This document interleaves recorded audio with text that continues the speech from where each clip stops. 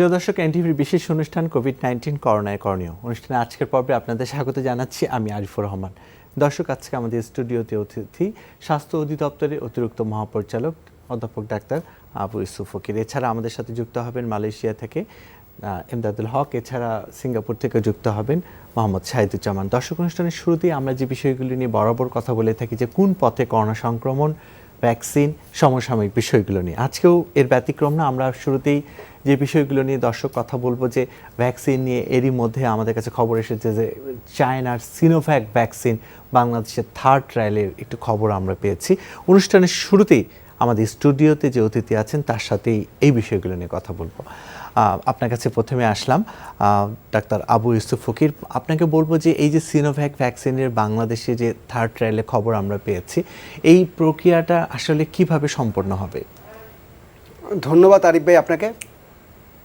এটা অগাস্ট মাস জাতির জনক বঙ্গবন্ধু এবং তার সপরিবারে নিহত হয়েছেন, তাদের আত্মার প্রতি আমরা শ্রদ্ধা নিবেদন করছি এবং দোয়া করি আল্লাহ পাক রাব্বুল আলামিন যাতে তাদেরকে ভেস্ট নসিব দান করেন। তারপর 21শে অগাস্টে আমাদের আইবি রহমান এবং তার সাথে প্রায় 22 জন লোক মারা গেছে, তাদেরও আত্মার মাগফিরাত কামনা করছি এবং আল্লাহ পাক রাব্বুল আলামিন যাতে ভেস্ট নসিব দান করেন।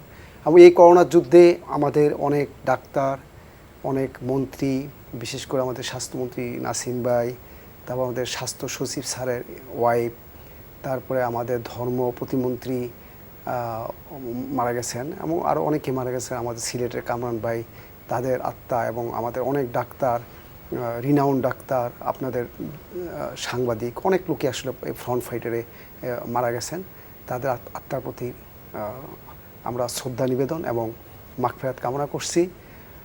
আসলে এই প্রক্রিয়াটা অনেক দিন যাবতীয় চলতেছিল, সেটি আমাদের সাথে আসলে চীনের একটি চুক্তি হয়েছে, যেটির মাধ্যমে আমাদের যে ঢাকায় 7টি করোনা প্রতিষ্ঠান আছে যেখানে কোভিডের চিকিৎসা দেওয়া হচ্ছে, ঢাকা মেডিকেলের বার্ন ইউনিট এবং ঢাকা মেডিকেল 2 এবং মুগদা হসপিটাল, কর্মীটোলা, তারপর হচ্ছে আপনার এই যে আমাদের কুয়েত মৈত্রী এবং মহানগর, এই 7টা হাসপাতালে এটা ICDDRB আর পাশাপাশি আমাদের BMRCর সহযোগিতায় এখানে আমাদের ট্রায়াল হচ্ছে এবং ট্রায়ালের বয়সটা হচ্ছে যে হেলথ ওয়ার্কার এবং ইয়াং হেলথ ওয়ার্কার, এদের উপরে ট্রায়ালটা হবে আর কি। এটা অলরেডি ট্রায়ালটা শুরু হয়েছে। এই ট্রায়াল শুরু হয়েছে, নিঃসন্দেহে এটা আমাদের জন্য অনেক ভালো একটি খবর। এই থার্ড ট্রায়াল মানে সম্পূর্ণ হলে সেক্ষেত্রে আমরা ভ্যাকসিন যদি ওয়ার্ল্ড ওয়াইড এই সিনোভ্যাক ভ্যাকসিন স্বীকৃতি পাই, সেক্ষেত্রে আমরা ভ্যাকসিন পাওয়ার ক্ষেত্রে অবশ্যই এগিয়ে থাকবো। তো এই ভ্যাকসিন শরীরে প্রয়োগ করার ক্ষেত্রে সব ধরনের সতর্কতা চিকিৎসকরা কি নিচ্ছেন? না, এটা একটা ভ্যাকসিন তো কতগুলো ক্রাইটেরিয়া আছে, যে থার্ড ফেজে আসে এটা তো অনেকটা শেষের পর্যায়ে।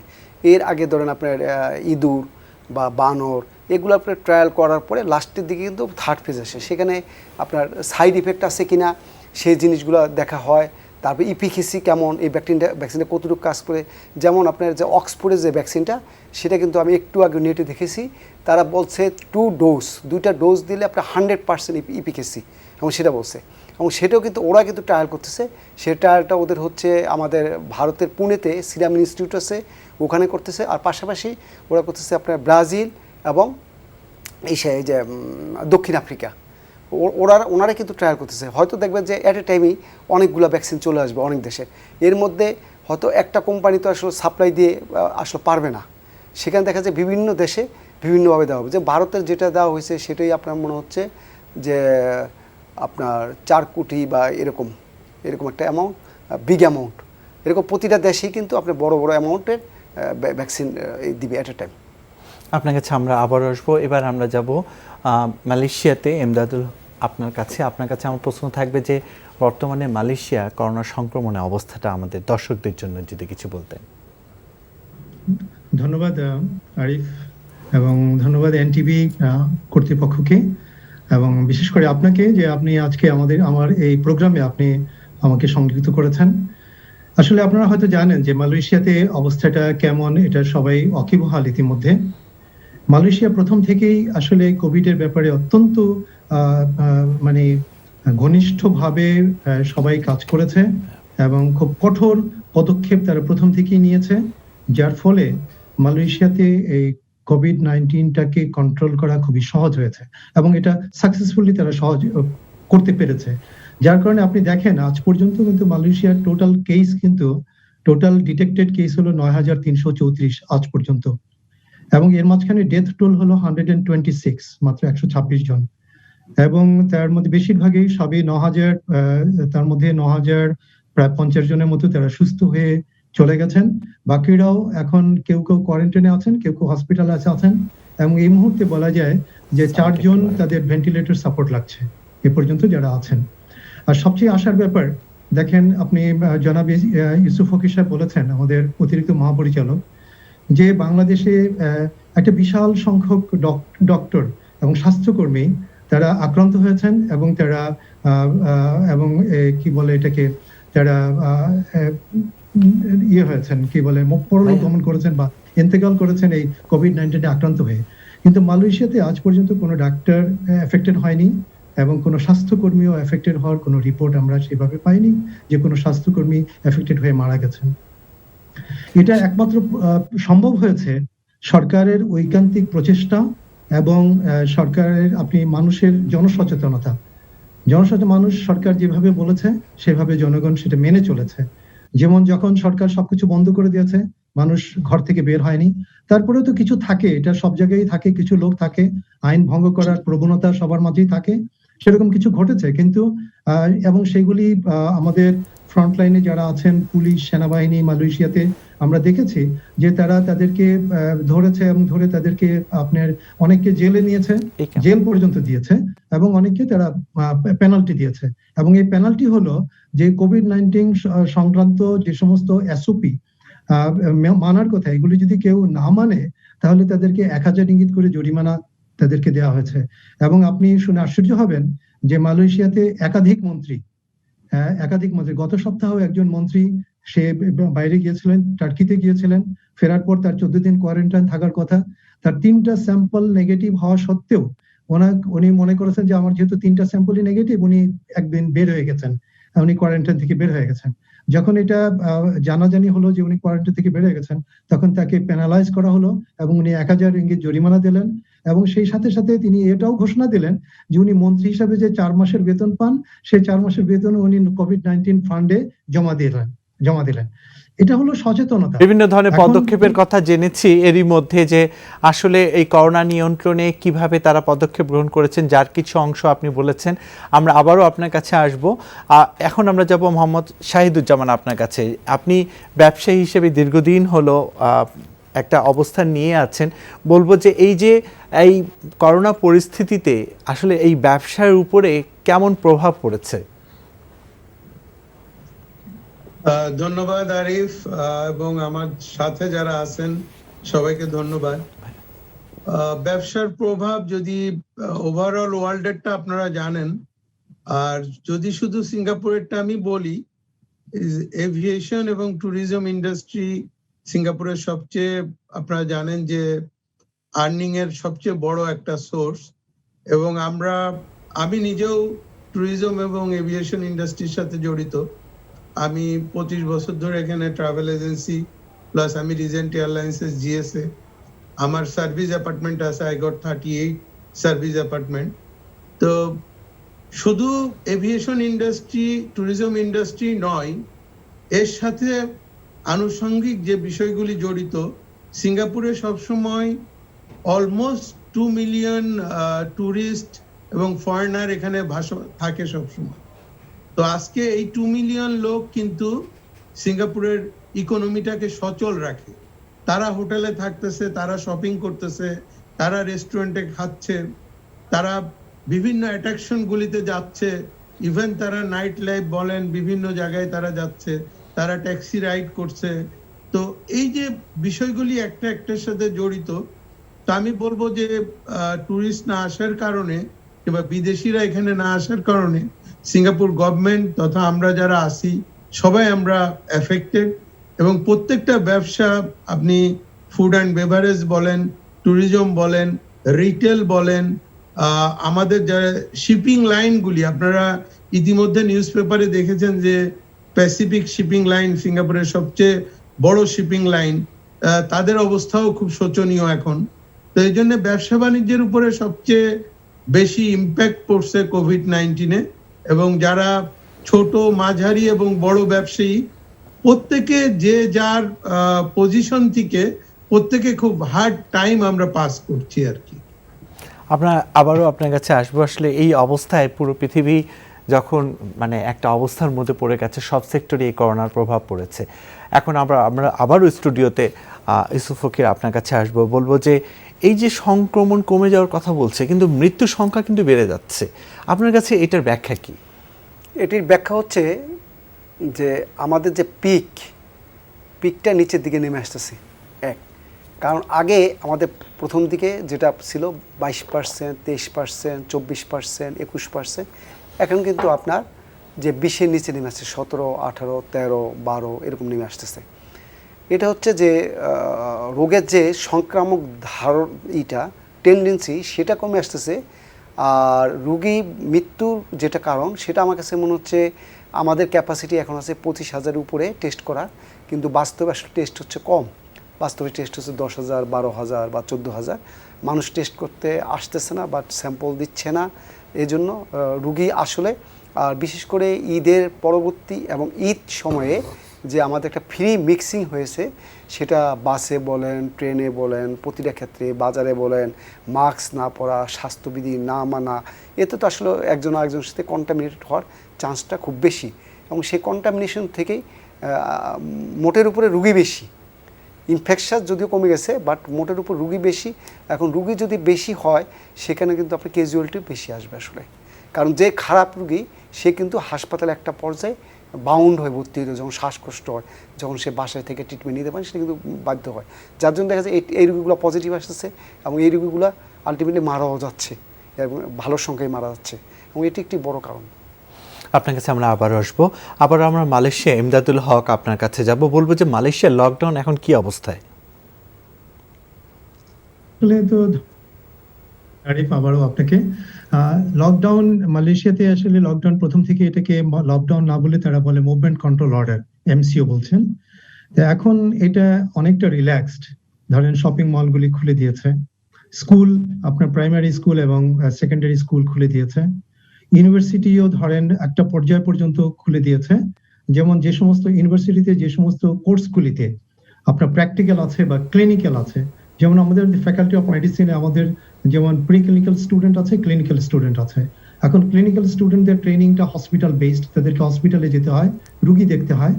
এখন গভর্নমেন্ট অ্যালাউ করেছে যে ক্লিনিক্যাল স্টুডেন্টরা they can come back to the campus, এবং they can go to the hospital and they can examine the patient with all SOPs. তাদেরকে সকল এসওপি মেনে তারপরে এগুলি করতে পারবে। সেই কারণে আমরা আমাদের ইউনিভার্সিটিতে, আমরা ফ্যাকাল্টি অফ মেডিসিনে, বিশেষ করে ফ্যাকাল্টি অফ মেডিসিনে আমরা ক্লিনিক্যাল স্টুডেন্টদেরকে আমরা অ্যালাউ করেছি, তাদের আমাদের এখানে চলে এসছে। শুধুমাত্র প্রি ক্লিনিক্যাল ফার্স্ট ইয়ার এবং সেকেন্ড ইয়ার স্টুডেন্টদেরকে এখনো আমরা অনলাইনে ক্লাস করাচ্ছি, এবং আমরা পরীক্ষাটা অনলাইনে নিয়েছি। এখন এই প্রসঙ্গে একটা জিনিস বলে রাখি, যেহেতু এখানে এডিজি মহোদয় আছেন, ইউসুফ ফকির আছেন, আমরা কিন্তু আমাদের এখানে প্রফেশনাল পরীক্ষা আছে। আমরা শুধু ক্লিনিক্যাল ইয়ারগুলিতে প্রফেশনাল পরীক্ষা, যেহেতু তাদের ক্লিনিক্যাল ব্যাপার স্যাপার আছে, সে কারণে আমরা তাদেরকে, স্টুডেন্টদেরকে তাদের ফিজিক্যাল পরীক্ষাটা ফিজিক্যালি হচ্ছে। তারা ক্যাম্পাসে আসছে, যেহেতু তাদের ক্লিনিক্যাল এক্সামিনেশন আছে। যেহেতু প্রি ক্লিনিক্যাল ইয়ারে ক্লিনিক্যাল এক্সামিনেশন নাই, আমরা এই পরীক্ষাগুলি অনলাইন নিচ্ছি। আমরা সমস্ত পরীক্ষাকে আমরা কনভার্ট করে অনলাইন করেছি, এবং আমরা ইতিমধ্যে আমরা 2 সপ্তাহ আগে আমাদের এখানে ফার্স্ট প্রফেশনাল পরীক্ষা শেষ করেছি অনলাইনে। তারা এরপরে থার্ড ইয়ার শুরু করবে। এ হলো অবস্থা ওভারঅল। আর আপনি একটা জিনিস, গভর্নমেন্ট রিসেন্টলি পরশুদিন তারা ডিক্লেয়ার করেছে যে এখন যেটা এক্সটেন্ডেড এমসিও আছে, আরএমসিও বলে, the relaxed movement control order, এই রিল্যাক্স মুভমেন্ট কন্ট্রোল অর্ডারটাকে তারা 31 ডিসেম্বর পর্যন্ত এক্সটেন্ড করেছে। অর্থাৎ উইথ অল রিল্যাক্সেশন, যেমন আপনার পাবলিক ট্রান্সপোর্টগুলি এখন চলছে, ট্রেন চলছে, বাস চলছে, এবং আগে আমাদের এখানে যেমন ইন্টার স্টেট মুভমেন্টটা বন্ধ ছিল, এখন ইন্টার স্টেট মুভমেন্টটা ওপেন করে দিয়েছে। কেউ ড্রাইভ করে এক জায়গা থেকে আরেক জায়গায় যেতে পারছে, কোনো অসুবিধা নাই। তবে সবাইকে সকল এসওপি মেনটেন করতে হচ্ছে। যেমন আমরা শপিং মলেও যদি যাই, সেখানে শপিং মলে প্রতিটা মলের ভিতরে প্রতিটা দোকানে আলাদা করে সেখানে রেজিস্ট্রি করতে হচ্ছে যে আমি কে, আমার ফোন নাম্বার কত, এবং আমার শরীরের টেম্পারেচার কত। এটা রেজিস্ট্রি করে আমাকে হ্যান্ড স্যানিটাইজার দিয়ে হাতটা অন্তত স্যানিটাইজ করে আমাকে প্রতিটা শপে ঢুকতে হচ্ছে। এই এসওপি গুলি কিন্তু আসলে মানুষ মেনে চলতেছে। এই সবচেয়ে বড় জিনিস। আর প্রত্যেকটা মানুষ এখানে, আপনি বাইরে গেলে কোনো লোককে আপনি মাস্ক ছাড়া দেখবেন না, এটাই হলো সবচেয়ে একটা পজিটিভ দিক। আসলে সবার তো আপনার ওই হ্যান্ড গ্লোভসেরও দরকার নেই, হ্যান্ড গ্লোভস সবার দরকার নাই, আর বারবার হ্যান্ড স্যানিটাইজার দরকার নেই, কিন্তু সবচেয়ে বেশি যেটা জরুরি সেটা হলো মাস্ক পরা। তো এখন এই মাস্ক পরাটা যদি আমাদের দেশেও আমরা এনশিওর করতে পারি, তাহলে আমি মনে করি যে আমাদের দেশে এটা ট্রান্সমিশনটা অনেক কমে আসবে। ধন্যবাদ এমদাদুল হক আমাদেরকে অনেক ভালো একটু পরামর্শ দেবার জন্য। বারবারই সরকার আমাদের স্বাস্থ্যবিধি মেনে চলার কথা বলছেন, মাস্ক ব্যবহারের দিকেও আমাদের সবসময় সজাগ দৃষ্টির একটি বিষয় কিন্তু সবসময় সরকার রাখছেন, কিন্তু তারপরেও অনেক এক শ্রেণীর মানুষ আমরা আসলে মাস্ক ব্যবহার করছি না, স্বাস্থ্যবিধি মেনে চলছি না। এই বিষয়গুলো এরকমই চলতে থাকলে সামনের দিনগুলোতে কি হবে আমরা স্টুডিওতে কথা বলবো। তার আগে আবারও মোহাম্মদ শাহিদুজ্জামান আপনার কাছে যাব। আপনি এমদাদুল হকের কাছে শুনলেন মালয়েশিয়ার সার্বিক অবস্থা, সিঙ্গাপুরের আসলে সার্বিক অবস্থাটা এখন কেমন? ধন্যবাদ আরিফ। সিঙ্গাপুরের সার্বিক অবস্থাটা উনি যেভাবে বললেন এমদাদ সাহেব, ঠিক মালয়েশিয়ার মতোই, যে আমাদের শপিং মলগুলি এখন ওপেন আছে, আমরা শপিং মলগুলিতে যেতে পারি। বাট আপনি শপিং মলেই যান আর টি কফি খেতে যান আর ম্যাকডোনাল্ডসে যান, কেএফসিতে যান, প্রত্যেকটা জায়গায় আপনাকে স্ক্যান করতে হবে, মোবাইলে হোক আপনার আইসি হোক, স্ক্যান করে আপনাকে ঢুকতে হবে। এটার কারণ হলো একটাই, যে আপনার তাপমাত্রা নেওয়া এবং স্ক্যান করাটার উদ্দেশ্য একটাই, আমি যদি নেক্সট 5 ডেজ 7 ডেজের মধ্যে আমার করোনা পজিটিভ আসে, তাহলে at least they can find out how many outlet I have visited, কোথায় কোথায় আমি গেছিলাম তারা ইজিলি ফাইন্ড আউট করে ফেলতে পারবে। এবং আমার স্ক্যান করার পরে যদি আমি কোনো সময় করোনা পজিটিভ হই, তাহলে তারা পরবর্তী সতর্কতা নিতে পারবে, যে আমি সিটি স্কোয়ার ম্যাকডোনাল্ডসে গিয়েছিলাম ওই দিন, আমি অর্চার্ডে কেএফসিতে গিয়েছিলাম, কিংবা আমি মাউন্ট এলিজাবেথ হসপিটালে গিয়েছিলাম। এই বিষয়গুলি স্ক্যান করে করে আমরা ইভেন আমাদের বিভিন্ন অফিসে আপনি যদি যান, ব্যাংকে যদি আপনি যান, তাও আপনাকে স্ক্যান করতে হচ্ছে। এই বিষয়গুলি এনশিওর করলে হয় কি, যে কমিউনিটি সংক্রমণটা আমরা কন্ট্রোল করতে পারি। এই জন্যই আসলে এই বিষয়গুলি করা। আর ওভারঅল আমি বলবো, যেমন আমাদের এখানে এখন আপনি এক ফ্যামিলির 5 জনের বেশি একসাথে ডাইনিং করতে পারবেন না। আপনি বাইরে যেতে পারবেন, আপনি রেস্টুরেন্টে বসতে পারবেন, বাট একসাথে ডিস্টেন্স রেখে রেখে 5 জনের বেশি না। এটা এই জন্যই করা হয়েছে, আমরা অনেক সময় বন্ধু বান্ধব 10-20 জন যে কোনো জায়গায় বসি, আড্ডা দিই, যাতে এই কাজটা আমরা না করতে পারি। এটা লিমিটেড রাখছে 5 জনের মধ্যে। আপনি রেস্টুরেন্টে খেতে পারবেন, বাট ম্যাক্সিমাম 5 পিপল। তো এই ছোট ছোট জিনিসগুলি আমরা যদি, উনি যেভাবে বলতেছিলেন আমাদের এমদাদুল হক সাহেব, যদি আমরা ছোট ছোট জিনিসগুলি মেনটেন করি, মাস্ক করি, তাহলে আমার মনে হয় যে ভালো হবে। আর সিঙ্গাপুরের পরিস্থিতি বলতে, আপনারা জানেন এখানে অনেক ওয়ার্কার আছে যারা বিদেশি শ্রমিক, এরা ডরমিটরিতে থাকতো, একটা ডরমিটরিতে 10,000 20,000 শ্রমিক থাকতো। এই ক্লাস্টারে আসার পরে যেখানে 2000 অলমোস্ট 3000 পার ডে তারা পেয়েছে, এখন সেটা কমে 60-65-তে এসে গেছে, এবং কমিউনিটিতে সামটাইম 0, সামটাইম 1-2 জন তারা পাচ্ছে, সিঙ্গাপুর সিটিজেন কিংবা পিআর। বাট ক্লাস্টারটা তারা এখনো পাচ্ছে, তারা এখনো 50-60 জন করে পাচ্ছে। বাট আমাদের জন্য পজিটিভ দিক হলো যে এখানে কেউ মারা যায়নি, কিংবা কেউ করোনা পজিটিভ আসার পরে তাদেরকে আইসোলেশন করা, কিংবা প্রত্যেক বেলা গরম খাবার দেওয়া, যেমন সিঙ্গাপুর রুল করে দিছে, আপনি কুকিং এর পরে ওই ফুডটা গরম থাকতে থাকতে within half an hour you have to consume the food. এটা একদম রুল করে দিছে সিঙ্গাপুর। আপনি এখানে সে আপনার 3-4 লাখ কিংবা 10 লাখ ওয়ার্কার তারা কোয়ারেন্টাইনে আছে, কিন্তু মেক শিওর যে ওই কোম্পানি যে ফুড সাপ্লাই দিবে, সে ডেলিভারি দেওয়ার 15 মিনিটসের মধ্যে হট ফুডটা যাতে সে খেতে পারে, সেইভাবে সমস্ত ব্যবস্থা তারা করছে। এই জন্য সিঙ্গাপুরকে দেখে অনেক কিছু শেখার আছে। বাট আমরা বলবো যে আমাদের বাংলাদেশে যে পরিমাণ জনসংখ্যা এবং যে পরিমাণ মানুষ, সেই হিসাবে অনেক ক্ষেত্রে আমরা অনেক কিছু করতে পারি না, ইচ্ছা করলেও আমরা কন্ট্রোল করতে পারি না। You know better than me about Bangladesh. স্বাভাবিকভাবে হ্যাঁ, জি শাহিদুজ্জামান, আসলে বাংলাদেশের পরিস্থিতি আপনারা দূর থেকে দেখছেন, আপনাদেরও পরিবার এখানে রয়েছে, আপনারা সেই পরিবার নিয়ে কতটুকু শঙ্কায় আছেন এগুলো নিয়েও কথা বলবো। বাংলাদেশের বিষয়েও আপনি কিছু মতামত দিয়েছেন। এখন আমরা স্টুডিওতে চলে আসব ইউসুফ ফকির আপনার কাছে। আপনি মালয়েশিয়ায় এমদাদুল হকের কথা শুনলেন, সিঙ্গাপুরে শাহিদুজ্জামানের কথা শুনলেন, পুরো সিস্টেম, সরকার ব্যবস্থা, মানুষের সচেতন হওয়া, পাশাপাশি অনেক গুরুত্বপূর্ণ যে বিষয়টি স্কুল, কিন্তু এই দুটো আমাদের খুব পাশেরই দেশ, স্কুল কলেজ কিন্তু খুলে গিয়েছে। তো আমরা আমাদের স্কুল গুলো খুলে দেওয়ার ব্যাপারে এরই মধ্যে সরকারি কিছু নির্দেশনা পেয়েছি যে এই বছরের মধ্যেই অটো প্রমোশনের একটি খবর এসেছে, আরও বিভিন্ন সিস্টেমের কথা এসেছে। তা আপনার কাছে এই স্কুলগুলো খুলে যাওয়া, পাশাপাশি এই যে পাশের দেশ, সরকার এত কঠোর ব্যবস্থা নেয়া, মানুষের সচেতন হওয়া, এগুলোকে আপনি কিভাবে দেখছেন? ধন্যবাদ। আমদাদ ভাই কিন্তু আমাদের বাংলাদেশে কিন্তু টিচিং লাইনে ছিল, উনি কিন্তু অধ্যাপক এবং আমার ভেরি ক্লোজ, এবং উনি যে কথাগুলো বলেছে সেটা কিন্তু আমরা অলরেডি চিন্তা ভাবনা করতেছি যে আমাদের প্রায় 4000 MBBS ছেলে আছে সাপ্লিমেন্টারিতে, সেটি পরীক্ষা আশা করি আমরা অক্টোবরের মধ্যে পরীক্ষা নেব, এবং সেটা স্বাস্থ্যবিধি মেনেই সেই পরীক্ষাটার অ্যারেঞ্জমেন্ট করা হয়েছে এবং সেই পরীক্ষাগুলো নেওয়া হবে। আর সে যে আপনার যে বিভিন্ন জায়গায় যে স্কুলগুলো আমি মনে করি যে এটি একটি বিকল্প পথ হতে পারে, যে অটো প্রমোশন না দিয়ে আমি এই সেশনটাকে যদি আমি মার্চ পর্যন্ত নিয়ে যাই, তাহলে 6 মাস এখানে পড়া হলো, আর পরের বছরে আমি এপ্রিল থেকে যদি সেশন ডিসেম্বর পর্যন্ত করি, এবং কোনো সামার ভ্যাকেশন এবং উইন্টার কোনো ভ্যাকেশন থাকবে না, এবং এই ভ্যাকেশন না থেকে তাহলে আমি 9 মাসে ওই বছরটা কভার করলাম, আর এই বছরটা আমি 9 মাসে কভার করলাম। তাহলে অটো প্রমোশন দিলে যেটি একটি বড় সমস্যা হয় যে তারা পড়াশোনা ছেড়ে দেয়। তারা মনে করে যেহেতু আমাকে পরীক্ষা ফেস করতে হবে না, আমি পড়ার দরকার কি, তাহলে পড়াশোনাটা বড় ঘাটতি হয়ে যায়। আর একটি ক্লাস গ্যাপ দিয়ে আরেকটি ক্লাসে গেলে সেটি কভার করা কিন্তু আসলে রিয়েলি ডিফিকাল্ট, যে খুব যে সব সময় যে ইজি হবে তা না, আর সেটি অনেক সময় আসলে অনেকের জন্য অমঙ্গলই হয়। আমি জানি না আমাদের সরকার, আমাদের বুদ্ধিজীবী যারা শিক্ষাবিদ আছে, এটি একটি বিকল্প চিন্তা করলে কেমন হয়, যেটি আমার কাছে মনে হয়েছে। আর আমরা MBBS পরীক্ষা একটু আগে আমি আপনার বঙ্গবন্ধু শেখ মুজিব মেডিকেল বিশ্ববিদ্যালয়ে একটি একাডেমিক কাউন্সিলের মিটিংয়ে ছিলাম, সেটি পরীক্ষা নিয়ে। তো সেখানেও কিন্তু থিসিসের পরীক্ষা নেওয়ার ব্যাপারে এই সেপ্টেম্বরে তারা ডিসিশন নিয়েছে, হ্যাঁ থিসিস পরীক্ষা হবে এবং নেওয়া হবে, কারণ মানুষের জীবনকে পিছিয়ে দিয়ে লাভ নেই।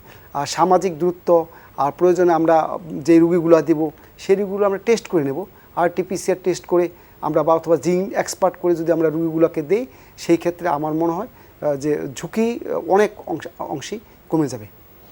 আর আপনি মালয়েশিয়া এবং সিঙ্গাপুরে একটি খবর আমাদের যারা অনলাইনে যুক্ত আছেন তাদের কাছ থেকে কিন্তু শুনলেন যে সরকারি যে ব্যবস্থা, কঠোর ব্যবস্থা এবং বিধিনিষেধের ব্যাপারগুলো, আমরা অনেক বড় দেশ, আমরা সিঙ্গাপুর, মালয়েশিয়ার এই বিষয়গুলো কি আপনারা স্বাস্থ্য অধিদপ্তর থেকে সরকারের কাছে কি মানে আসলে? না, দেখেন, সরকার কিন্তু অলরেডি 30শে মে আমাদের অতিরিক্ত মহাপরিচালক নাসিমা সুলতানা কিন্তু একটি অধ্যাদেশ জারি করছেন। সেটা হচ্ছে আমাদের সংক্রমণবিধি 2018 যে সংক্রমণবিধি আইন আছে, সেখানে মাস্ক না পরলে আপনাকে সর্বোচ্চ 50,000 টাকা জরিমানা এবং আপনাকে 6 মাস থেকে 1 বছর পর্যন্ত কারাদণ্ড দেওয়ার বিধান আছে। এবং বিধানটি থাকলেও আইনের যদি প্রয়োগ না হয় তাহলে তো কোনো লাভ হচ্ছে না। আর সব কিছু সরকার আপনাকে স্পুন দিয়ে খাওয়াই দেবে, এটাও ঠিক না। যেমন আমি একজন শিক্ষিত লোক, আমার তো কিছু দায়িত্ববোধ আছে, যেটা আমাদের কিন্তু আমদাদ ভাই বলেছে যে মাস্ক পরা, হাত ধোয়া, এগুলো কিছুই করার দরকার নেই। শুধু আপনি যদি মাস্ক পরেন, এমনকি আপনার পত্রিকায় যে আমাদের ইংল্যান্ডের যে গার্ডিয়ান পত্রিকায়, সেটা 6 মের একটি পত্রিকা, 6 জুনের একটি পত্রিকায় যদি আপনারা যান, দেখবেন সেখানে 3 লেয়ারের কাপড়ের মাস্ক, এবং সেটা মাপ হচ্ছে 25 সেন্টিমিটার বাই 15 সেন্টিমিটার, তার মানে হচ্ছে আপনার 10 ইঞ্চি বাই 6 ইঞ্চি মাপের যদি একটি কাপড়ের মাস্ক আপনি 3 লেয়ারের ইউজ করে, দিস দ্য এনাফ, তারা কিন্তু বলছে। কিন্তু আমরা কিন্তু সেই জিনিসটা কিন্তু ইউজ করতেছি না। যদি মাস্ক ভালোভাবে ইউজ করে, আমি বলবো যে কোভিড আসলে অত ভয় পাওয়ার কিছু নাই। ইনিশিয়ালি আমরা যেভাবে ভয় পেতাম, এখন সেই ভয়টা পাচ্ছি না। আমি কিন্তু নিজে প্র্যাকটিস করি, আমি নাক কান গলার ডাক্তার, আমি অপারেশন করতেছি, আমি সব কিছু করতেছি, আমি মাস্ক পরে সেখানে একটা আপনার ফেস শিল্ড পরি, যেটা আপনি দেখেন কোরিয়াতে আছে, চীনে আছে, ফেস শিল্ড পরে। ফেস শিল্ড পরলে তাহলে সেখানে কিন্তু আমার কন্ট্যাক্ট আসতেছে, কারণ আমি যেখানে IL করতেছি, কেমন আল্লাহর রহমতে আমি কিন্তু সুস্থ আছি। আমাদের এখন অনেক ডাক্তারই কিন্তু এই ঈদের পরে অনেক ডাক্তারই কিন্তু প্র্যাকটিসে বসছে। আপনি তো জীবন এবং জীবিকা আপনি কতদিন বসিয়ে রাখবেন, এটা সম্ভব না। বাট আপনার ওয়ার্ল্ড হেলথ অর্গানাইজেশনে যে আমাদের নিয়মকানুনগুলো দিচ্ছে, বিধিগুলো দিচ্ছে, যে সোশ্যাল ডিস্টেন্স মেনটেন করে, তারপরে আপনার এই যে টেম্পারেচার চেক করে, তারপরে হ্যান্ড স্যানিটাইজেশন করে আমরা যদি এই বিধিগুলো মেনে চলি, মাস্ক ম্যান্ডেটরি করি, তাহলে আমার বিশ্বাস যে আসলে কোভিড বাড়বে না আর কোভিড অত ভয়াবহ হবে না। আপনার কাছে আমরা আবার আসবো। দর্শক, একটা বিরতি নেব। বিরতির পর আমরা যে বিষয়গুলো নিয়ে কথা বলবো, স্বাস্থ্য মন্ত্রণালয় এবং অধিদপ্তর নিয়ে অনেক অভিযোগ রয়েছে। এক শ্রেণীর মানুষ অভিযোগ করছে যে করোনা মোকাবেলায় আসলে সফল না ব্যর্থ, এরকম একটা প্রশ্ন কিন্তু রয়েছে অনেকের কাছে। এই করোনা মোকাবেলায় ব্যর্থতার কথাও কিন্তু শোনা যাচ্ছে। পাশাপাশি টেস্টের সংখ্যাও কিন্তু কমে যাচ্ছে। মানুষের মধ্যে আগ্রহ, করোনা জ্বর আসলে বাসায় থেকেই চিকিৎসা নেওয়ার একটি ব্যাপারও কিন্তু লক্ষ্য করা যাচ্ছে। এইসব বিষয় নিয়ে আমরা দর্শক কথা বলবো।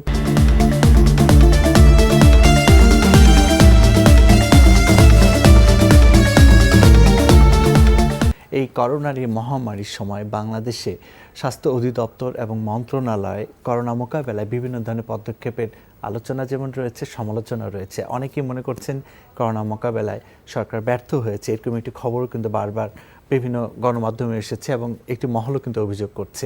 এইসব বিষয় নিয়ে আমরা এখন কথা বলবো টেস্টের সংখ্যা কমে যাওয়ার বিষয়টা নিয়ে। ইউসুফ ফকির, আপনার কাছে আসবো। আপনি নিশ্চয়ই শুনলেন যে আসলে আমি দর্শকদেরকেই বললাম যে এরকম একটি বিষয় কিন্তু করোনা শুরু হওয়ার পর থেকে বারবারই চলে এসেছে। বিভিন্ন ধরনের পদক্ষেপ নিয়ে সমালোচনা হয়েছে এবং এক শ্রেণীর মানুষ কিন্তু বলছে যে আপনারা ব্যর্থ হয়েছেন। এই বিষয়গুলো নিয়ে আপনার কিছু বলার আছে কিনা? ধন্যবাদ। দেখেন, মানুষ তো অনেক কথাই বলবে বা অনেক কথাই বলে, যখন মানুষ কাজ করে তখনই কথা বলে। আমাদের মাননীয় প্রধানমন্ত্রী এবং আমাদের স্বাস্থ্যমন্ত্রী জাহিদ মালেক স্যার এবং আমাদের সচিব, আমাদের ডিজি অফিস, এরা কিন্তু আসলে প্রতিনিয়তই কাজ করে যাচ্ছে। এমনকি করোনাকালীন সময়ে কিন্তু আমাদের কোনো ছুটি নেই, আমাদের ডাক্তাররা ফ্রন্ট লাইনে কাজ করে যাচ্ছে এবং ইনিশিয়ালি যে লকডাউনটা করা হয়েছিল, লকডাউনটা করাতে কিন্তু আপনি ডিজিজ প্রসেসটা স্লো হয়েছে এবং স্লো হওয়াতে কিন্তু আপনি হাসপাতালে সিট পেয়েছেন এবং সিট পাওয়াতে কিন্তু আপনি ভর্তি হতে পারছেন এবং চিকিৎসা নিয়ে ম্যাক্সিমাম লোকই ভালো হয়ে গেছে। এটি কিন্তু একটা বিরাট সুযোগ। হ্যাঁ, কিছু লোক দুর্বৃত্তায়ন করেছে, সেটির ব্যবস্থা কিন্তু সরকার নিয়েছে এবং তাদেরকে গ্রেপ্তার করেছে, তাদেরকে আইনের আওতায় এনেছে, তাদের বিরুদ্ধে দুদক মামলা নিয়েছে। যারা ক্রাইম করবে সে ক্রাইমের শাস্তি পাবে এবং সরকার, আমি তো মনে করি যে 100% সফল। কেননা আপনি আজকে ব্রাজিলের দিকে তাকান, আপনি আমেরিকার দিকে তাকান, আজকে ইটালির দিকে তাকান, এমনকি আমার পার্শ্ববর্তী দেশ ভারতের দিকে তাকান, ভারতের চেয়ে কিন্তু আমাদের অবস্থা অনেক ভালো।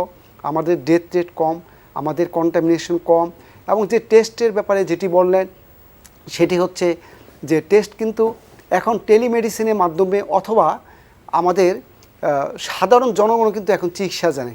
আমরা নিজেরও কিন্তু মেসেজ দিয়ে ট্রিটমেন্ট দিয়ে দিচ্ছি যে এই করোনা, এই আপনি ট্রিটমেন্ট নেন এবং এই ট্রিটমেন্ট নিয়ে কিন্তু আপনার ম্যাক্সিমাম লোকই ভালো হয়ে যাচ্ছে। এবং কিছু লোক যারা কোমরবিডিটি থাকে, বয়স বেশি অথবা ভিরুলেন্সি অফ দ্য অর্গানিজম যার বেশি, সেই ক্ষেত্রে দেখা যাচ্ছে তারা হসপিটালে ভর্তি হচ্ছে, কিন্তু মেজরিটি লোক কিন্তু ভালো হয়ে যাচ্ছে। আর প্রথম দিকে ডাক্তার বা স্বাস্থ্যকর্মীরা যে ভয় পেত রুগী স্পর্শ করতে, এগুলো কিন্তু এখন কমে গেছে। প্রথম দিকে আমাদের ডাক্তার একদম প্র্যাকটিস করতো না, এখন তো সকলে প্র্যাকটিসে ফিরে এসেছে এবং মানুষ সেবা পাচ্ছে। আমি মনে করি নিঃসন্দেহে আমাদের 100% সফলতা এবং আমাদের মাননীয় প্রধানমন্ত্রী, এত বড় একটি দেশ, এত জনবহুল দেশ, স্বল্প সম্পদ, এর মধ্যে যে করোনা ম্যানেজ করে, অর্থনৈতিক অবস্থা ম্যানেজ করা, তারপরে আবার আমপান গেল আপনার, তারপরে যে বন্যা, এই যে বিভিন্ন সিচুয়েশনগুলো অ্যাট এ টাইম ট্যাকেল করা রিয়েলি একটা কঠিন কাজ এবং সেই কাজটি আমাদের মাননীয় প্রধানমন্ত্রী শেখ হাসিনা এবং আমাদের স্বাস্থ্যমন্ত্রী, এরা আমাদের মন্ত্রী পরিষদ যে দক্ষ হাতে করেছে, আমি তো এই জন্য আসলে মনে করি তাদের প্রতি জাতির কৃতজ্ঞ থাকা উচিত। ধন্যবাদ আপনাকে। আবারও আপনার কাছে আসবো। ইমদাদুল হক, এখন আপনার কাছে যাব, বলবো যে মালয়েশিয়া ভ্যাকসিন নিয়ে কোনো কাজ করছে কিনা? আবারও মালয়েশিয়া কয়েকটা ইউনিভার্সিটিতে তারা ভ্যাকসিন নিয়ে এখনো মানে আশা করার মতো তেমন কিছু এখনো আসেনি। যে স্টেজে আছে তারা কাজ যেটা করতেছে ফার্স্ট স্টেজ এবং সেকেন্ড স্টেজে আছে এখনো। তবে মালয়েশিয়া যে জিনিসটা করেছে যে সেটা হলো যে আমরা যতটুকু জেনেছি সেটা হচ্ছে মালয়েশিয়া যখনই কোনো ভ্যাকসিন যদি আসে, মার্কেটে চলে আসে, কমার্শিয়ালি অ্যাভেলেবল হয়, তাহলে সে যেমনি হোক এটা কালেক্ট করে সে সরকার বিনা পয়সায় তার জনগণকে এই ভ্যাকসিন সরবরাহ করতে বদ্ধপরিকর এবং তারা এটা তারা প্রতিজ্ঞাবদ্ধ হয়েছে যে জনগণকে কোনো এই ব্যাপারে ভ্যাকসিনের জন্য কোনো টাকা পয়সা দিতে হবে না, তারা সরকার বিনামূল্যে জনগণকে ভ্যাকসিন প্রদান করবে। এটাই হলো সর্বশেষ। তবে এখানে লোকালি যে ভ্যাকসিন নিয়ে যারা কাজ করতেছেন তারা সেটা স্টেজটা এখনো কেউ আছেন প্রথম পর্যায়ে, কেউ আছে সেকেন্ড স্টেজে আছে, মানে সেকেন্ড ট্রায়াল। কিন্তু এখনো সে তেমন আশানুরূপ আমরা তেমন কিছু পাইনি। যেমন অন্যান্য দেশের মতো অন্যান্য অনেকে, যেমন ইন্ডিয়াতে তাদের নিজস্ব ভ্যাকসিন না, কিন্তু তারা যদি ইউকের সেই ভ্যাকসিনটা, অক্সফোর্ডের ভ্যাকসিনটা তারা হয়তো প্রোডাকশন করবে লোকালি তারা ইন্ডিয়াতে। তো সেরকম মালয়েশিয়াতেও কিন্তু সেরকম প্রোডাকশন করার ব্যাপারেও তারা কিন্তু এখনো সেটা আমাদেরকে, জনগণকে তেমন ভাবে ডিসক্লোজ করেনি বা বলেনি যে এখানে লোকালি প্রোডাকশন হবে নাকি তারা একটা প্রোডিউসড, মানে একদম আপনার মনে করেন যে ভ্যাকসিনটা আমদানি করবে। তবে যাই করুক, সেটা হলো যে জনগণকে তারা বিনামূল্যে ভ্যাকসিন দেবে। তা আমিও আশা করব যে, যদিও বাংলাদেশের ইতিমধ্যে আমাদের এডিজি মহোদয় বলেছেন যে আমাদের সম্পদ সীমিত, দেশের সম্পদ সীমিত, প্রধানমন্ত্রী ঐকান্তিক প্রচেষ্টা চালিয়ে যাচ্ছেন জনগণকে মানে বাঁচানোর জন্য সর্বদিক থেকে। তারপরেও আমি মনে করি যে যদি সরকার যদি সুযোগ থাকে, আমার মনে হয় যখনই ভ্যাকসিন বাজারে আসবে, ভ্যাকসিনের এখনো এফিকেসি নিয়ে অনেক প্রশ্ন আছে। অনেক বলছেন যে অনেক ভ্যাকসিনের এফিকেসি মাত্র 3 থেকে 6 মাস। তাহলে তো তাকে দেখা যায় যে একটা লোককে বছরে 2-3 বার তাকে ভ্যাকসিন নিতে হবে, হ্যাঁ, তাকে আজীবন ইমিউনিটি ধরে রাখতে হলে। এখনো আমরা ভ্যাকসিন নিয়ে অনেক কিছু এখনো দ্বিধান্বিত, মানে এফিকেসি নিয়ে আর কি, ভ্যাকসিনের এফিকেসি নিয়ে দেখা যাক কি হয়। তবে আমি আজকের এই অনুষ্ঠানে আপনাদের মাধ্যমে এডিজি মহোদয়কে বলবো, উনি যেন এটা যথাযথ জায়গায় বলার সুযোগ যদি উনি পান, তাহলে যেন বলেন যেন আমাদের দরিদ্র জনগোষ্ঠীকে যেন বিনামূল্যে ভ্যাকসিন দেওয়ার ব্যবস্থা করা হয়। আপনার কাছে আমরা জি, এখানে কিন্তু একটি কথা বলা আছে যে অক্সফোর্ড ভ্যাকসিন যেটা করতেছে, ওরা বলছে 2টা ভ্যাকসিন দিলে 100% প্রোটেক্ট। আপনি যদি নেটে ঢোকেন দেখবেন যে আপনি কিন্তু অক্সফোর্ড যে ভ্যাকসিনটা বাইর করতেছে ওরা কিন্তু এটা বলতেছে, এবং 1 মাস পর দিলে 2টা ভ্যাকসিন দিলে আপনার এনাফ। আর যদি আপনি 2টা ভ্যাকসিন দেন, আপনি তো যেহেতু আপনার বায়োকেমিস্ট্রির লোক, আপনি আমার চেয়ে আরও ভালো বুঝবেন যে সেখানে কিন্তু যেহেতু মেমোরি সেল তৈরি হয়, মেমোরি সেল তৈরি হলেও যে আমাদের ভয়টা কি, এখানে ভয় হচ্ছে আমরা মারা যাচ্ছি। যদি ইনফ্লুয়েঞ্জা ভাইরাস যে এক সময় এটা কিন্তু স্প্যানিশ ফ্লু হিসাবে 1918, 19, 17 এই 3 বছরে কিন্তু স্প্যানিশ ফ্লুতে প্রায় আপনার 5 কোটি বা কোথায় বলে 10 কোটি লোক মারা গেছে, যখন পৃথিবীর লোক সংখ্যা ছিল 150 কোটি। এখন কিন্তু ইনফ্লুয়েঞ্জা ভাইরাস আছে, ইনফ্লুয়েঞ্জা আমাদের হচ্ছে, ভ্যাকসিনের প্রয়োগ হচ্ছে কেন, এই অর্গানিজমের সিভিয়ারিটি বা ভিরুলেন্সি কমে গেছে। আমার বিশ্বাস যে 2টা ভ্যাকসিন এরপরে যদি কেউ এক্সপোজার হয়, তার অতটা সিভিয়ার হবে না বা মারা যাওয়ার এটা কমে যাবে। আবারও আপনার কাছে আসবে এমদাদুল হক। এখন আমরা যাব শাহিদুজ্জামান আপনার কাছে। আপনি কিছুক্ষণ আগেই আমাদের দর্শকদেরকে বললেন যে সিঙ্গাপুর আসলে ট্যুরিজমের উপরে অনেকটা অর্থনীতির চাকা সচল থাকে। আচ্ছা, প্রশ্ন থাকবে যে এখন তো সব ধরনের ভিসা, বলতে বোঝাতে চাচ্ছি ট্যুরিস্ট ভিসা সেভাবে সিঙ্গাপুরে দেওয়া হচ্ছে না, বা বড় ধরনের কিন্তু একটা জনশূন্যতা, অর্থাৎ যে স্রোতের ঢল থাকে সিঙ্গাপুরে সেটা নেই। তো এই মানুষগুলোকে সেবা দানকারী হোটেল, রেস্তোরাঁ বা বিভিন্ন ধরনের অর্গানাইজেশন, চিকিৎসা আবার একটা অনেক বড় একটা ব্যাপার থাকে, আয়ের একটি বড় উৎস। আমাদের স্টুডিও অতিথি উনিও আমার সাথে যোগ হয়ে এই কথাটি বললেন। তো এই সমস্ত ব্যক্তিদের মানে সার্বিক জীবনের উপর তো একটা প্রভাব পড়েছে। এই ক্ষেত্রে সরকার কি তাদের এগিয়ে এসেছে তাদের জন্য? ধন্যবাদ আরিফ, যে আপনি যেগুলো বলতেছিলেন যে আমরা সিঙ্গাপুরে যে গভর্নমেন্ট জন্য এগিয়ে এসেছে কিনা, তো আপনার অবগতির জন্য বলি যে প্রথমে গভর্নমেন্ট বলেছিল জুলাই পর্যন্ত বিভিন্ন সেক্টরে, ফুড বেভারেজ এন্ড আমাদের ট্যুরিজম সেক্টরে ওনারা, আমরা যে স্যালারি পাই, আমাদের যে স্টাফ আছে তাদের 50% পর্যন্ত ওনারা দিবে, 75% পর্যন্ত ওনারা দিবে। ওনারা এক্সটেন্ড করতে করতে এটা এখন অক্টোবর পর্যন্ত নিছে। তা আমরা মনে করতেছি অক্টোবরের পরেও ওনারা দিতে থাকবে। এবং সিঙ্গাপুর প্রত্যেকটা নাগরিকের জন্য যে সুযোগ সুবিধাগুলি দিয়েছে, সেটা আমি বলবো যে এটা পৃথিবীর অন্যান্য দেশের জন্য একটা উদাহরণ, যে তারা প্রত্যেকটা সেক্টরে যে আমাদের প্রত্যেককে যে টেক কেয়ার করার জন্য যে কাজগুলি করছে, এবং প্রত্যেকটা নাগরিকের অ্যাকাউন্টে তারা ইভেন বাজার করার জন্য একটা অ্যামাউন্ট অটোমেটিক চলে গেছে। যেখানে কোনো আমাদের দেশে তো দেখেছেন যে প্রধানমন্ত্রী টাকা দিতে চায়, কিন্তু সেই টাকা তো পায় বড় বড় নেতাদের পকেটে চলে যায়। আমলাদের পকেটে চলে যায়। It does not like this. প্রত্যেকের অ্যাকাউন্ট, প্রত্যেকের আমাদের- আইসি নাম্বার আছে, আমাদের automatically আমাদের চলে গেছে। না আমাদের স্টুডিও অতিথিও আপনার সাথে কথা বলতে চায়। সাহেব ভাই, আমি একটু আপনাকে বলতে চাই, আপনি যেভাবে কথাটা বললেন আসলে ঢালাওভাবে এটা ঠিক না। ধরেন আমাদের প্রায় 4,500 ইউনিয়ন আছে। এক একটা ইউনিয়নে ধরেন আপনি 9 থেকে 12 জন মেম্বার আছে, এবং সেখানে হয়তো 4-5 জন যে এই কাজটা করেছে এবং তাদের কিন্তু আইনের আওতায় আনা না, হয়েছে। এডিজি সাহেব, হ্যাঁ, আপনি যে বললেন যে 100% করোনা মোকাবেলা করছেন Bangladesh, I am sorry 100% to say corona- that, corona because মোকাবেলা আপনি যে বললেন জি। ইউএসএ, ইতালি এবং ব্রাজিলের সাথে আপনি তুলনা করলেন, জি। But what is the weather? USA, Brazil, ইতালির মতো যদি স্ট্রং করোনা আমাদের এই এশিয়া প্যাসিফিকে আসতো, বাংলাদেশের রাস্তাঘাটে লোকজন পড়ে মরে থাকতো, আপনি না, জানেন। একটু আমরা মাঝখানে এখানে কথা বলতে হবে চেষ্টা যে করছি আমাদের রিলেটিভ আমাদের আমাদের রাস্তাঘাটে কিন্তু ওইভাবে লোক পড়ে মরে থাকে না। সেখানে তাদের আমাদের কোনো শাহেদ ভাই, ট্রিটমেন্ট নাই, কিচ্ছু হ্যাঁ, নাই। শাহেদ ভাই, আপনার সাথে কিন্তু আমি এটা একমত। মোকাবেলা শোনেন, হ্যাঁ, এটা আমিও একমত হতে পারছি না, ঘরে কারণ বসে আমাদের থাকতেছে মানুষ, স্বাভাবিকভাবেই মানুষ আমরা ভয়ে আবারও আরে, স্টুডিওতে আপনার কাছে আরে, আসবো।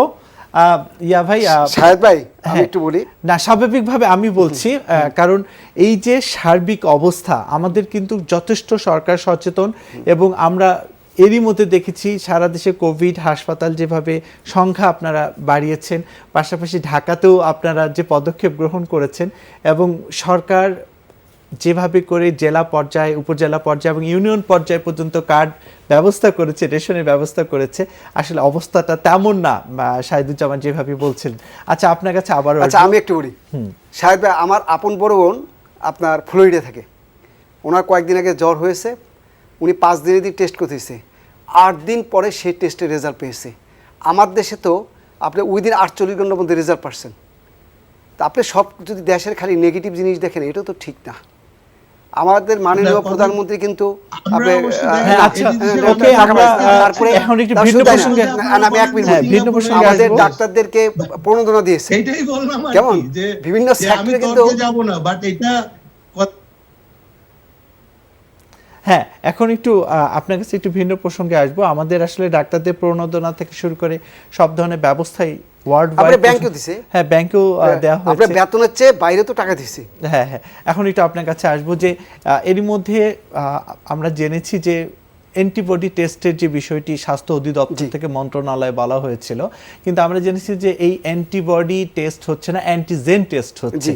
আপনি একটু বলবেন অ্যান্টিবডি টেস্টের কেন প্রয়োজন মনে করছেন না, অ্যান্টিজেনটাকে কেন মনে অ্যাকচুয়ালি করছেন? অ্যান্টিবডি টেস্টটা হচ্ছে কি, ধরুন আমরা 10টা লোক আছি, এখানে কার কার ইমিউনিটি আছে, এটাকে ইমিউনো সার্ভিলেন্স বলে, যে এরা কাজে যোগ দিতে পারবে বা এদের হবে না, এটি। আর অ্যান্টিজেন টেস্টটি হচ্ছে র্যাপিড অ্যান্টিজেন টেস্ট। এই র্যাপিড অ্যান্টিজেন টেস্টটি হচ্ছে যে আপনি ব্লাড নিয়ে সাথে সাথে বলে দেবে যে করোনা পজিটিভ ও নেগেটিভ। কেমন? এটা কোয়ালিটি এবং কোয়ান্টিটি দুইটাই আছে। এটা যে সাউথ কোরিয়ার যে কিট, সেটা আনা হচ্ছে এবং সেটাই ভালো সবচেয়ে, যেটা ভারতেও করতেছে। আমাদের 8 লক্ষ কিটের একটা চুক্তি হয়েছে, সে 8 লক্ষ কিট এরা দিবে। এবং অ্যান্টিজেন টেস্টটা করলে আপনি এয়ারপোর্টে যাচ্ছেন, আপনি ব্লাড টেস্ট করে বলে দেবে যে এই যাত্রী করোনা পজিটিভ, এর কোয়ারেন্টাইন থাকতে হবে। অথবা আপনার টেস্ট যদি সন্দেহ হয়, আমি একটা সার্জারি করব, সার্জারি করার সাথে সাথে আমি টেস্টটা করে উইদিন ফিউ মিনিটের মধ্যে আমি বলে দিচ্ছি, প্রেগনেন্সি টেস্ট যেরকম করি এরকম করে আমরা কিন্তু বলে দিতে পারতেছি। এটি কিন্তু অনুমোদন দেওয়া হয়েছে। আর অ্যান্টিবডি টেস্টটা এটা স্টাডির জন্য ভালো, বাট এটা ক্লিনিক্যালি খুব বেশি সিগনিফিকেন্ট না, যার জন্য সরকার ওইদিকে আসলে আগায় নেই। আচ্ছা, একটি বিষয় আপনি বললেন যে আসলে আপনারা স্বাস্থ্য অধিদপ্তর থেকে তো একটা নির্দেশনা দিয়েছিলেন যে মাস্ক না ব্যবহার করলে এত টাকা জরিমানা, স্বাস্থ্যবিধি মেনে চলা। এটা যারা প্রয়োগ করবে তাদের মধ্যে কিন্তু এক ধরনের উদাসীনতা আমরা সবসময় লক্ষ্য করছি, এটা বললে ভুল হবে। এই সময়গুলোতে কিন্তু লক্ষ্য করা যাচ্ছে যে সেইভাবে কিন্তু প্রয়োগ নেই। আপনি কি মনে করেন যে আসলে তাদেরকে একটু কঠিন হওয়া উচিত, মাস্ক ব্যবহার করা, স্বাস্থ্যবিধি মেনে চলা? নিঃসন্দেহে সেটি তো আছেই। পাশাপাশি আমি মনে করি আসলে প্রতিটা লোকেরই চিন্তা করা উচিত যে আমি ছাড়া আমার আশেপাশে যারা আছে সবাই করোনা পজিটিভ, তাহলে আপনি কিন্তু মাস্কটা পরবেন। আর যদি আপনার মনের মধ্যে যদি আপনি দেখতেন যে ব্রাজিলের মতো যে আপনাকে গণকবর দিতে হচ্ছে, আমেরিকার মতো গণকবর দিতে হচ্ছে, তাহলে হয়তো বা মানসিকত্ব। আর ইয়াংদের তো আসলে যেহেতু করোনায় ইয়াংদের বডি ইমিউনিটি ভালো থাকে এবং তাদের অ্যাটাকের যে সিভিয়ারিটি কম, আসলে তো মোর ভালনারেবল হচ্ছে বয়স্ক লোক, দাদা দাদি, নানা নানি, বাবা মা, এরা। তো যার জন্য ইয়াংরা আসলে বয়সের কারণে হোক বা বিভিন্ন কারণ হোক, আসলে এরা এই বিধিটা আসলে খুব একটা মানতে চাচ্ছে না। আসলে এটা কিছুটা ফোর্স করা প্রয়োজন এবং তাদেরও এটা বোঝা উচিত যে আমি অসুস্থ না হয়ে আমার বাবা যদি মারা যায় তাহলে তো আমার ফ্যামিলি মেম্বার চলে গেল। এই জিনিসগুলো চিন্তা করে আসলে এমদাদ ভাই যেটি বলছে সে এবং সারা পৃথিবী এটাই বলতেছে এখন যে মাস্ক আসলে এটার কোনো বিকল্প নাই। আচ্ছা, আপনার কাছে কি মনে হয় যে আইন শৃঙ্খলা বাহিনী যারা এই আইনটি প্রয়োগ করবে তাদেরকে একটু শক্ত হওয়া প্রয়োজন? শক্ত হওয়া প্রয়োজন। আর সত্যি কথা বলতে কি আইন শৃঙ্খলা বাহিনীও কিন্তু আসলে একটা অ্যামাউন্ট কিন্তু তারা আসলে ইনফেক্টেড হয়ে গেছে। এখন হয়তো বা সেই কারণেও তারা হয়তো ওইভাবে ঝুঁকি নিচ্ছে না। আবার দ্বিতীয় হচ্ছে যে আপনি ধরেন আমার তো এত আইন শৃঙ্খলা বাহিনীর লোকও নাই যে আপনি পাড়ায় মহল্লায় আপনার ঘরের ভিতরে যে এটা তো দেখা সম্ভব না। কিছু তো আমাদের সচেতন আমাদের নিজেদের হওয়া দরকার। আরেকটি বিষয় আপনার কাছে প্রশ্ন থাকবে যে বারবার মানে আমরা লক্ষ্য করেছি যে একটু খবরও পেয়েছি যে অনেকগুলো হাসপাতালগুলোকে ডিরেক্ট কোভিড করে দেওয়ার জন্য অন্যান্য যে হাসপাতালের সেবা যেগুলো আগে থেকে আশেপাশে রোগীরা বা বিভিন্ন জায়গা থেকে রোগীরা যে চিকিৎসা নিতে আসতো তাদের কিন্তু পাচ্ছে না। আমরা একটু এরই মধ্যে খবর পেয়েছি যে আপনারা সরকার থেকে পরিকল্পনা করছেন অনেক হাসপাতালগুলোতে কোভিড চিকিৎসার পাশাপাশি অন্যান্য চিকিৎসাগুলো আবার আগের মতো করে ফেলবেন। এই বিষয় নিয়ে আপনার কোনো কিছু বলার আছে কিনা? না, কোভিড যদি কমে আসে অবশ্যই আমাদের এটা করতে হবে, না করলে এই লোকগুলো যাবে কোথায়? এখন দেখা যাচ্ছে কোভিডে যে লোক মারা যাচ্ছে তার চেয়ে কিন্তু বেশি কিন্তু মারা যাচ্ছে নন কোভিডে। যেমন একটি আপনি ডায়ালাইসিস করবেন, একটি সার্জারি করবেন, ক্যান্সার সার্জারি করবেন, এখন ক্যান্সার সার্জারিটা পিছিয়ে যাচ্ছে কারণ যে নর্মাল অ্যাক্টিভিটির সাথে এগুলো হচ্ছে না। আমি মনে করি পাশাপাশি যে এই চিকিৎসাগুলো অবশ্যই শুরু করা উচিত, কারণ আপনার মৃত্যু তো মৃত্যুই, আপনি ক্যান্সারে মারা যান আর কোভিডে মারা যান। এই কোভিড হসপিটালগুলোকে অথবা কোভিডের পাশাপাশি নন কোভিড আলাদা করে এটা ট্রিটমেন্ট দেওয়ার ব্যবস্থা অতি সত্বরই করা প্রয়োজন। একদম অনুষ্ঠানে আমরা শেষ দিকে চলে এসেছি। আপনার কাছে শেষ যে প্রশ্নটি থাকবে, আপনার কাছে স্বাস্থ্য অধিদপ্তরের কাছে সার্বিকভাবে তো আপনারা সারা দেশের পরিস্থিতি অবজার্ভ করছেন, এখন করোনা সংক্রমণকে আপনারা কিভাবে দেখছেন? করোনার যেটা আপনার যে আমাদের যে এইটা এই যে গ্রাফের যে এইটা সেটা কিন্তু আপনার এখন ডিকের দিকে যে আপনার পিকে উঠে গেছে, পিকের থেকে আবার এটা নামবে একটা বিমানের মতো। তো সেই ক্ষেত্রে মনে হচ্ছে করোনা আমাদের যথেষ্ট উন্নতি হয়েছে এবং এখন বাকিটা যদি আমরা আসলে নিয়মকানুন মেনে চলি আর সেই ক্ষেত্রে করোনা আরও র্যাপিডলি এটা চলে যাবে। আপনাকে ধন্যবাদ আমাদের সাথে ধন্যবাদ থাকার জন্য। আপনাদেরকেও। সাথে ধন্যবাদ এমদাদুল হক এবং সিঙ্গাপুর থেকে যোগ দেওয়া শাহিদুজ্জামান, আপনাদের দুজন কাকু। দর্শক, পুরো পৃথিবী কিন্তু এক অদৃশ্য শক্তির সাথে যুদ্ধ করছে, আমরাও করছি।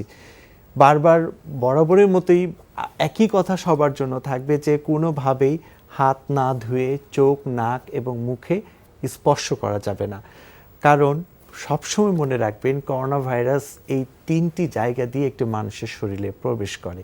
এর জন্য সবসময় মাস্ক ব্যবহার করতে হবে, সামাজিক দূরত্ব বজায় রাখতে হবে। মনে রাখবেন একটি ভুল অনেক বড় ধরনের ক্ষতির কারণ হতে পারে। কোনো কারণে একজন ব্যক্তি করোনা ভাইরাসে আক্রান্ত হলে তার দ্বারা অসংখ্য মানুষ আক্রান্ত হবে। আর এরই মধ্যে আরেকটি বিষয় প্রমাণিত হয়েছে যে করোনা ভাইরাস থেকে সুস্থ হয়ে ওঠার পর যদি কোনো ব্যক্তি করোনায় আক্রান্ত হন বা সুস্থ হয়ে ওঠেন তারপরেও বিভিন্ন রোগের কিন্তু উপসর্গ দেখা যাচ্ছে, সেটা দীর্ঘমেয়াদী। এবং এমনও হয়েছে অনেকে করোনা থেকে সুস্থ হওয়ার পরও বিভিন্ন রোগের উপসর্গ নিয়ে মৃত্যুবরণ করেছেন। অতএব সচেতন থাকাটাই এখন সবচেয়ে বেশি জরুরি। সবাইকে শুভেচ্ছা জানিয়ে আমি আরিফুর রহমান আজকের মতো বিদায় নিচ্ছি। সবাই সুস্থ থাকুন, ভালো থাকুন এবং এখনও সচেতন থাকুন।